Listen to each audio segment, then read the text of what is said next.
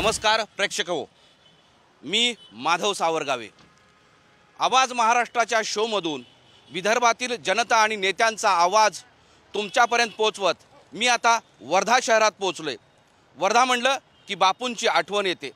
याच वर्धा शहरात जिल्ह्यात विकास कामं काय झालेली आहेत, राजकीय नेत्यांनी काय काय कामं केलेली आहेत, विरोधकांनी त्यांच्यावर अंकुश कसा ठेवलेला आहे आणि इथल्या जनतेच्या अपेक्षा काय आहेत, या सगळ्या संदर्भात जाणून घेण्यासाठी आपल्यासोबत वर्धेकर असतील। सुरुवातीला वर्धा शहरातील जिल्ह्यातील जनतेशी बोलूयात आणि त्यानंतर जाऊयात नेत्यांमध्ये, नेत्यांचे दावे आणि प्रतिदावे काय आहेत हे ऐकण्यासाठी। चला तर मग वर्धा लोकसभा मतदारसंघातील जनतेचं काय म्हणणं आहे, 5 वर्षात काही कामं झाली आहेत का आणि त्यांच्या अपेक्षा काय आहेत। आपण ग्रामीण भागापासून सुरू करूयात। तुम्ही खासदार अनुभवलाय, खासदार माहिती आहेत कोण आहे? हो, कोण आहे?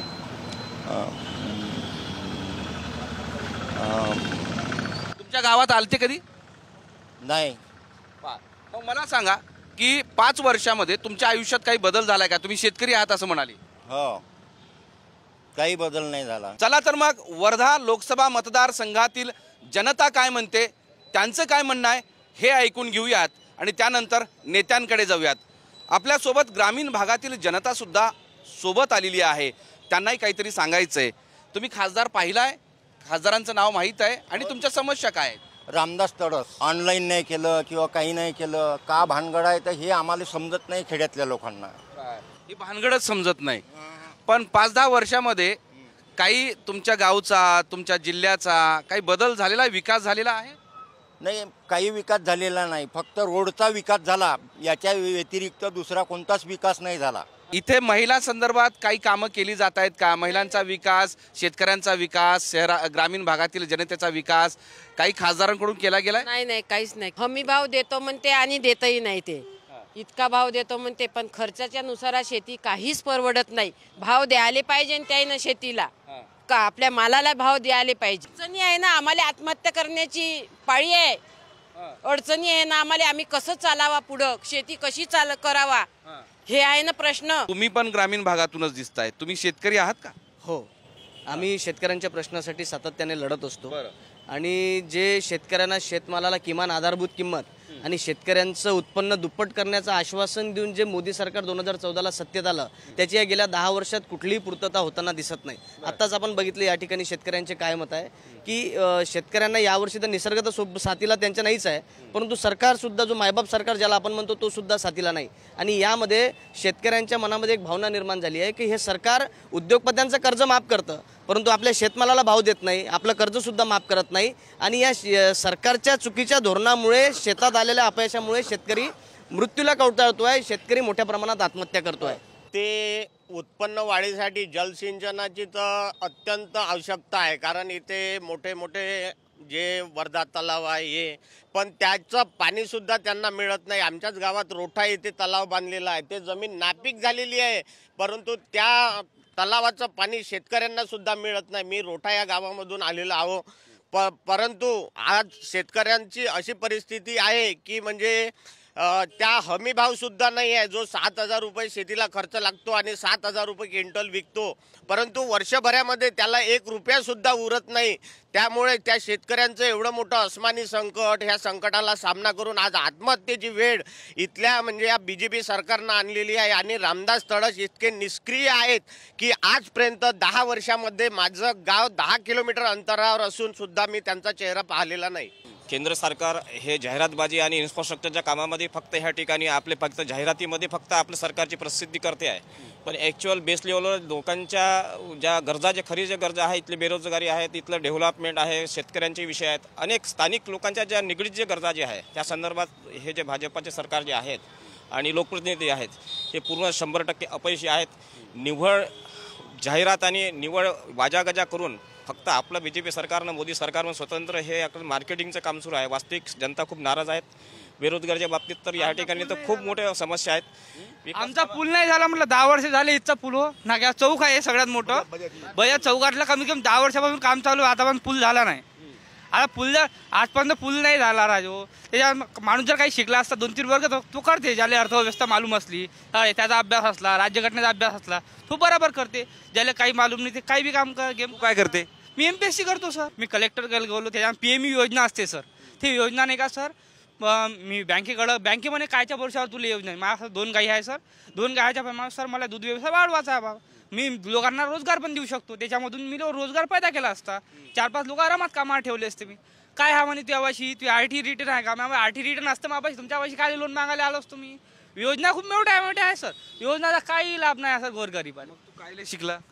काय शिका बाबांनी शिकवलं सर. आता त्याचा मी शिक्षण काय आता मला बोलता येत आहे ना.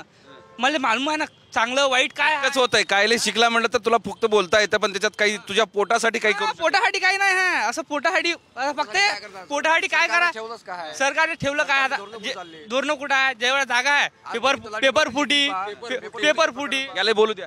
पेपर जर फुटला ते पेपर जर फुटला सर, पेपर फुटल्यावर कोणी पुरावे द्या म्हणते. पुरावे दिल्यानंतर भी म्हणते आता आम्ही काय पुरावे काही हे नाही, विषय नाही ठेवत सर तिथं. याला नोकरी मिळत नाही. तुम्हाला मिळते का? नाही, नोकरी तर नाही मिळत सर. मागील 10 वर्षामध्ये स्थानिकच्या पातळीवर जसे रोजगार पाहिजे होते इथल्या विद्यार्थ्यांना, इथल्या बेरोजगारांना तसे रोजगार आलेले नाही आहे. फक्त आणि फक्त एकाच कामाचं 3 वेळा टेंडर करणे, त्या कामाला पूर्णत्वास नाही नेणे. त्याच्यामध्ये मलनिसारण योजना आली, अमृत जल योजना आणली, ही पण फेलेवर आहे. आणि त्याच्यावर आता पुन्हा सिमेंटचं लेअर टाकते सर 3 इंचाचं किंवा 4 इंचाचं, आणि त्याच्यासाठी बोर्ड लावून देते 10 कोटी 5 कोटी. आणि स्थानिकांना या ठिकाणी आता जसा हा विद्यार्थी बोलला की मी MPSCचा अभ्यास करतो, MPSCचा अभ्यास करताना त्याच्या कुटुंबाला त्याचा जो खर्च आहे तो न झेपवण्यासारखा आहे. तो गरीब कुटुंबातला पोरगा आहे, त्याचे आईवडील कास्तकारी करणारे लोक आहे. कास्तकारांना त्याच्या मालाचा भाव नाही आहे, विद्यार्थ्यांना त्याच्या कामाले म्हणजे हाताले काम नाही आहे, आणि जे हातावर काम करणारे लोक आहे अशांना सुद्धा या ठिकाणी रोजगार नाही आहे. तर तुम्हीच जाणून घ्या या ठिकाणचे जे खासदार आहे ते किती सक्रिय असतील. जी खासदारांनी काहीच केलं नाही सर. 10 वर्षासाठी वर्ध्यासाठी तर काहीच नाही. कुठली एक वर्ष खासदार आहे. एक कंपनी आणलेली नाव सांगा सर मला. कोणी सांगू द्या इथून एवढ्यामध्ये 10 वर्षामध्ये साहेबांनी एक कंपनी आणली बा. तळेगाव असेल, आष्टी असेल, कारंजा असेल, वर्धा असेल, देवळी असेल, पुलगाव असेल, हिंगणघाट असेल, त्याच्यानंतर आष्टी वगैरे असेल, अशा कुठल्याही ठिकाणी समुद्रपूरला पण असा काही रोजगार नाही आहे सर. हे पाण्याचे फवारे लावून ठेवले जिथं तिथं ज्याची काही आवश्यकता नाही आहे. सुसंदेश चांगलं दिसायला चांगलं वाटते, पण त्याचा फायदा काय आहे? बरोबर. पहिले रस्ते बांधते, त्याला आणखी भोगदाळ पाडते, मग आणखी त्याला मुलामा देते. फक्त निवड कमिशन रस्ता एकदा शिकलेला माणूस रस्ता एकदा बाजते. दादा 10 वर्ष झाले. 10 वर्षापर्यंत आपल्याला असं वाटलं का 2014 साली सरकार येईल, काहीतरी उम्मीद होती. उम्मीद 2014 साली जेव्हा सरकार आली तर आता असं वाटत आहे की आपण गुलाम झालो. वर्धा जिल्हा हा गांधी जिल्हा म्हणून सगळ्या देशात प्रसिद्ध आहे, पण गांधीजीचा एक तरी विचार या वर्धा जिल्ह्यातल्या एका तरी सरकारच्या लोकप्रतिनिधींनी किंवा अधिकाऱ्यांनी आणलाय का? उत्तर आहे नाही आणला. गांधींनी सांगितलं होतं की ग्रामाचा विकास सब भूमी गोपाल की, आणि इथली जे सगळी जमीन आहे, तुम्हाला आश्चर्य वाटेल वर्धा जिल्ह्यामध्ये हळद पिकते, हळदीच्या संदर्भातलं प्रोडक्ट इथे तयार होत नाही. वर्धा जिल्ह्यामध्ये केळी पिकतात, या केळी सडल्या जातात, त्यांना भाव मिळत नाही. वर्धा जिल्ह्याच्या बाजूने संत्रा पिकतो, त्या संत्र्याला फक्त संत्र विकले जातात आणि सडवले जातात, त्या संत्र्यावर प्रोसेसिंग होत नाही. एकही कारखाना, एकही गिरणी नाही. आणि वर्धा जिल्ह्यामध्ये सगळ्यात जास्त 2 नंबरचा कापूस पिकतो. विदर्भामध्ये 2 नंबरची शेती कापसाची वर्धा जिल्ह्यात आहे. या जिल्ह्यातल्या कास्तकारांनी पिकवलेल्या कापसाचं काय नियोजन आहे? कोणी नियोजन करायला नाही. एक खासदार नाही, एक आमदार नाही, एक मंत्री नाही, एक अधिकारी सुद्धा नाही. एक सेकंड. याचं कारण बेसिक कारणच आहे की तो बिचारा शेतकरी 9-9 महिने एखाद्या शेतीतून एखादं उत्पन्न काढतो, त्याचा खर्च किती होतो, त्याची रोजगारी किती लागते, त्याला खर्च हे काय लागतं हे काही पाहत नाहीत. आणि बस कापूस आला का भाव कमी करा, कारण शेतकऱ्याच्या घरात कापूस ठेवायला गोदाम नाही, आणि मग हे गोदाम व्यापाऱ्याकडे जातात. ज्यावेळी व्यापारी कापूस घेतात ते कमी भावाने. वर्धा जिल्ह्यामध्ये 112 शाळा आहेत सर, सरकारी शाळा. याच्यामध्ये 98 शाळांमध्ये शिक्षक नाहीत, आणि जे शिक्षक आहेत त्याला बिनगर म्हणजे शिक्षणाव्यतिरिक्त कामं सांगितली जातात आणि आमचे पोरं रस्त्यावर राहतात. यांनी नवीन योजना आणली, काय खिचडी योजना, आणि त्याच्यामध्ये फक्त खिचडीसाठी पोरं जातात हो आणि अक्षरशः मरमर करतात. त्या पोरांना शिक्षण नाही. बुरे दिन आले. आमचे खराब आलेच वापस द्या म्हणा, चांगले नाही पाहिजे आम्हाला. आजच्या दिनच हा शब्द कलंकित शब्द झालेला आहे. हे बघा, वर्धा शहरातील जिल्ह्यातील जनतेचं हे म्हणणं आहे. जनतेचे प्रश्न कायम आहेत. आता हे प्रश्न सरकारी दरबारी मांडले जावेत असं सर्वसामान्य जनतेला वाटतं, पण ते बहुतांशदा होत नाही. कारण ज्या लोकप्रतिनिधींना निवडून देतात ते मात्र स्वतःचं भलं करण्यात, नातेवाईकांचं भलं करण्यात ते बिझी असतात. या सर्वसामान्यांचे प्रश्न काही सुटत नाहीत. शेतीचा प्रश्न आहे, तरुणांच्या रोजगाराचा प्रश्न आहे, आरोग्याचा प्रश्न आहे, पायाभूत सुविधांचा प्रश्न आहे. प्रश्न तेच आहेत, उत्तरं मात्र कोणी देत नाही. आणि त्यामुळं आता या सगळ्या जनतेचं म्हणणं ऐकल्यानंतर आता मी जातोय नेत्यांकडे. त्या नेत्यांना विचारूयात की बाबा हे प्रश्न तू सोडवतो का, किंवा हे प्रश्न सोडवलेत का, आणि सोडवणार असेल तर तुमचा प्लॅन काय. तर चला नेत्यांकडे जाऊयात. वर्धा लोकसभा मतदारसंघातील जनता काय म्हणते तो आवाज आपण ऐकलेला आहे. आणि आत्ता आवाज ऐकणार आहोत सर्वपक्षीय नेत्यांचा. सर्वपक्षीय नेते जे विरोधात आहेत ते आपले मुद्दे मांडतील आणि त्याला उत्तरं सत्ताधारी देतील. आणि त्यामुळं वर्धा शहर आणि जिल्ह्यातील सर्वपक्षीय नेते आपल्या सोबत आहेत. महात्मा गांधींचा इथं पुतळा आहे आणि या शहराच्या विकासाच्या दृष्टीनं अनेकांनी जी स्वप्न पाहिली होती ती सत्यात उतरलेली आहेत का. सोबतच इथल्या जनतेचे जे प्रश्न आहेत ते सोडवण्यात विरोधक आणि सत्ताधारी हे दोघंही कसे यशस्वी ठरलेत किंवा अपयशी ठरलेत या संदर्भातली चर्चा आपण सुरू करतोय. सुरुवातीला या पहिल्या टप्प्यामध्ये आपण विरोधी पक्षातील नेत्यांकडून जाणून घेऊयात की या शहराच्या, या जिल्ह्याच्या लोकसभा मतदारसंघाविषयी इथल्या लोकांचं मत काय. काय सांगाल की महात्मा गांधी यांचं नाव इथं आल्यानंतर आठवतं, कसा विकास झालेला आहे 5-10 वर्षामध्ये, काय काय इथल्या अडचणी आहेत. मुख्यमंत्री केजरीवालजी यांना अटक केली, ईडीचा धाक दाखवून हे चांगल्या सच्च्या नेत्यांना, लोकांना जेलमध्ये टाकत आहे. म्हणजे एक प्रकारची भारतामध्ये हुकुमशाही सुरू झाली. तुम्ही शिवसेनेचे आहात ना? हो. कसं पाहता या लोकसभा मतदारसंघाकडे, काय काय बदल झालेला आहे.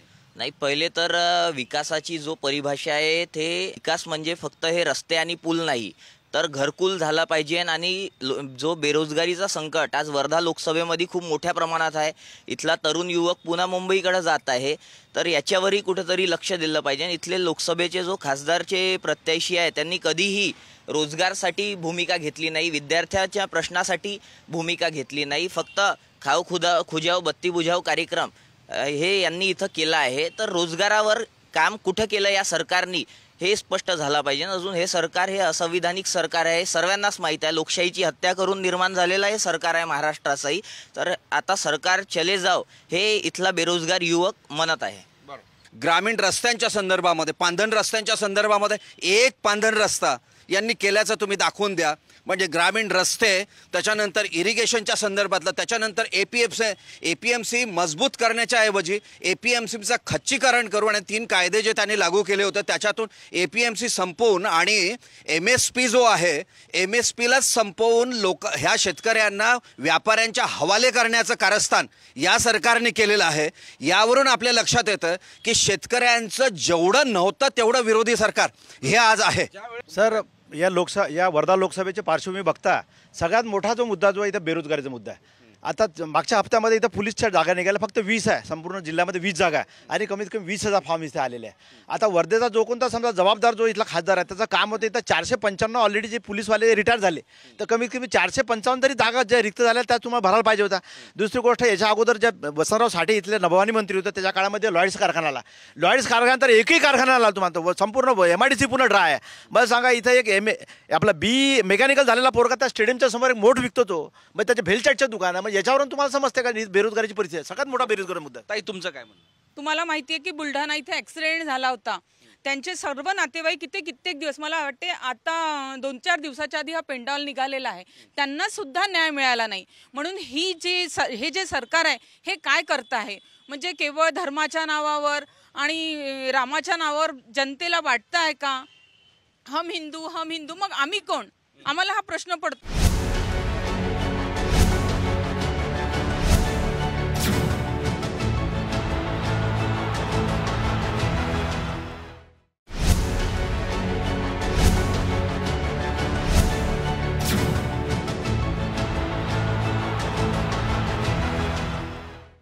जनतेमध्ये आम्ही गेलो होतो, त्या जनतेचंही हे म्हणणं आहे. पहिला टप्पा घेऊयात आपण. शेतीच्या संदर्भात काहीच काम झालं नाही, हमीभाव मिळत नाही, सिंचनाची सुविधा नाही, शेतकऱ्यांना आत्महत्या करावं लागतोय. कसं आहे, विरोधकांचा पाहण्याचा जो त्यांची नजर आहे त्यांचा नंबर वाढला आहे असं मला वाटते. कारण या देशाला स्वातंत्र्य होऊन 75 वर्ष झाली.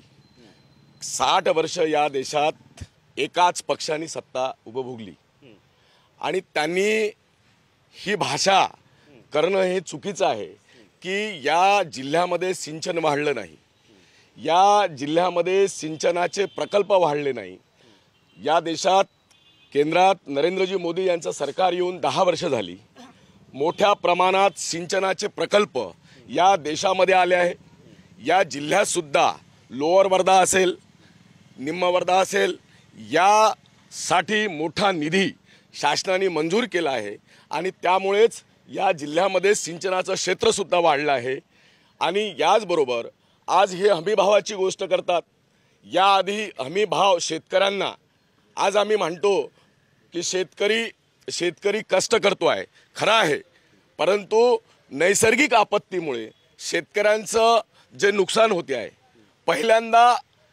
पहिल्यांदा या महाराष्ट्रात ज्यावेळेस मागच्या वर्षाला जे अवर्षण झालं, पहिल्यांदा भरघोस मदत देण्याचं काम या महाराष्ट्र राज्याचे मुख्यमंत्री आणि उपमुख्यमंत्र्यांनी केलं. हेही यांना नाकारता येणार नाही. आणि शेतकऱ्यांच्या पाठीशी भारतीय जनता पार्टी खंबीरपणे उभा आहे. शेतकऱ्यांना थेट मदत करण्याचं काम शेतकरी कृषी सन्मान योजनेच्या अंतर्गत शेतकऱ्यांच्या खात्यात पैसे देण्याचं काम या सरकारने केलं आहे. आणि त्याचमुळे मैं किसानों की हो रही आत्महत्या का हिसाब चाहती हूँ. मैं किसानों की हो रही आत्महत्या का हिसाब चाहती हूँ. मैं ना ही कमल ना गुलाब चाहती हूँ. मेरे सवाल पे ये बीजेपी वाले चिढ़ते क्यों हैं? जवाब दो. वर्धा वाले जवाब चाहते हैं. मैं संस्कृत मीडियम से पढ़ी हुई, मैं मुस्लिम हूँ, लेकिन इनसे पूछिए, आपने बोले थे राम मंदिर बनाऊंगे, आपने बनाया. आपने बोले थे 15 लाख गरीबों के खाते में जाएंगे, 15 लाख कहाँ है? आपने बोले थे कि 2 करोड़ रोजगार मिलेगा, कहाँ है? खंडों में है क्या? आपने नारी सम्मान की बात किए थे 2014 में, जब आप आए थे तो आपने क्या बात किए थे? बेटी बचाओ बेटी पढ़ाओ. किससे बेटी बचाओ? ये बीजेपी वालों से. किससे बचाओ बेटी? क्या अंकिता भंडारी क्या मोदी का परिवार नहीं था? क्या जो साक्षी मलिक वो मोदी का परिवार नहीं है? आज बोलो ना इनको. महिलाओं के सुरक्षा पे ये बात करते. नवनीत राणा पदर खोजती, तब तुम पदर क्यों नहीं खोजते? जब अंकिता भंडारी का हत्या हुआ था, जब साक्षी मलिक के छाती पर जूतों से वार हो रहा था, जब देश की बेटियां रेप में मारी जाती है, कुचली दबी जाती है, तब तुम्हारी आवाज क्यों बंद हो जाती है? ये पूछता है भारत और तुम लोगों पे थूकता है भारत. महिलांच्या सुरक्षेबाबत यांना बोलण्याचा अधिकारच नाही आहे. याचं कारण असं आहे की आता ताई बोलल्या की आम्ही कोण ही ओळख खऱ्या अर्थानं नरेंद्रजी मोदी यांनी महिलांना दिलेली आहे. त्या महिलेला 10 वर्षाच्या काळामध्ये ती सक्षम झाली आणि त्या सक्षमीकरणातून तिला माहिती पडलं की मी कोण आहे, माझं अस्तित्व काय आहे, हे या भारतातल्या महिलांना माहिती पडलेलं आहे. सगळ्यात महत्त्वाचं म्हणजे 33% आरक्षण कोणी दिलं महिलांना? आजपर्यंत का दिलं नाही? ट्रिपल तलाक कोणी रद्द केला? हे सर्व जे कायदे आहे हे महिलांसाठी केले, हे नरेंद्र मोदीजींच्या नेतृत्वामध्ये झाले. ही सुरक्षा नाही आहे का? याच्यानंतर बलात्कार आणि पोक्सो कायद्यामध्ये अनेक बदल करण्यात आले. कोणाच्या मतावर निवडून येते, कोणाच्या भरोशावर? यांनी का कष्ट करून देश विकत घेतला काय? आम्ही जनता आहे ना, आम्ही जनता आहे. 15 लाख कुठे गेले? 15 लाख कुठे गेले? त्याच्यानंतर 2022 पर्यंत सगळ्यांना घरं भेटणार ते केलं. काँग्रेस राहो, चाहे बीजेपी राहो, शिवसेना राहो, कुठलाही पक्ष राहो, जनतेचा विचार करा ना. सगळ्या लोकांनी येऊन, या पक्षाने त्या पक्षाने येऊन जिल्ह्याचा विचार करा ना. गांधी जिल्हा म्हणून घेतो आपण बाहेर देशात गेल्यावर, वर्धा म्हणून कोणी ओळखत नाही. मी बँगलोरला असताना फक्त गांधी जिल्हा म्हणून ओळखत होते. मी कुठल्याही पक्षाचा नाही आहे. पण लोकांचा विचार करा, जनतेचा विचार करा. काय झाला आहे? आपल्या गांधी जिल्ह्यातले युवक बेरोजगार आहे. शिकलेले युवक कुठे चालले? पुन्हा मुंबई, बँगलोर. इथे काय आहे? तुम्ही म्हणता तुम्ही शेतकरी सन्मान निधीमध्ये 6,000 रुपये देता म्हणता तर मला सर सांगा, सर सामा ऐका वर्धा लोकसभेचा जर प्रश्न करतो मला मुळात मी वर्धेचा आहे मला वर्धेचा प्रश्न करावा लागतो एखादी जर बंडी जर गड्ड्यात गेली तर बंडीचा चाक मोडू शकतो मग ह्या वर्धा उड्डाणपुलाचा जर प्रश्न आहे की दिवसापासून प्रश्न तो उद्भवलेला आहे मग हे खासदार इच्छे काय करताय तुम्ही लोक हे आपले आहे का झेंडे इथं उभे राहतात ठीक आहे तिथं दुसरे दिसले तिथे उभे राहतात मग जनतेला कोण विचारण त्याचे प्रश्न कोण करा आता हे बाकीचे बाहेरचे हिचे प्रश्न आहे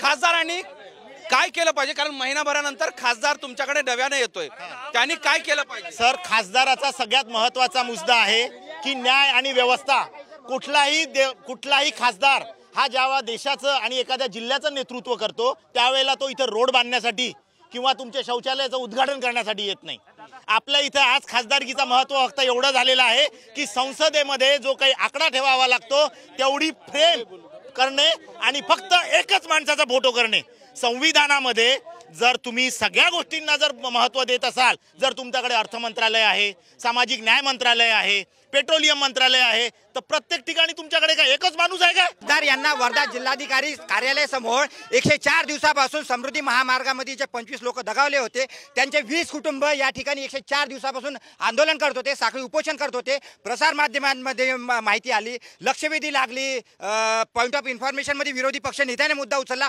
पण या जिल्ह्याचे खासदार या विधानसभेचे आमदार या जनप्रतिनिधीचे जे प्रचारक आहे प्रसिद्धी करून राहिलेल्या इथं येऊन की आम्ही विकास केला मग या ठिकाणी येऊन त्यांना तोंड लपवण्याची का वेळ आली कोणी खासदार वर्धा लोकसभेसाठी असेल त्यांनी या वर्धा शहर जिल्ह्याच्या विकासाला गती मिळेल असं काम करावं आणि तीच अपेक्षा वर्धा शहरातील जिल्ह्यातील मतदारांनी केलेली आहे आणि त्याच अनुषंगानं ते मतदान करणार आहेत त्यामुळे आत्ता हा वर्धा शहरातील जिल्ह्यातील नागरिकांचा आवाज ऐकल्यानंतर आपण दुसऱ्या जिल्ह्यात जाणार आहोत आवाज महाराष्ट्रासाठी आपण इथंच थांबूयात तुम्ही पाहत राहा साम टीव्ही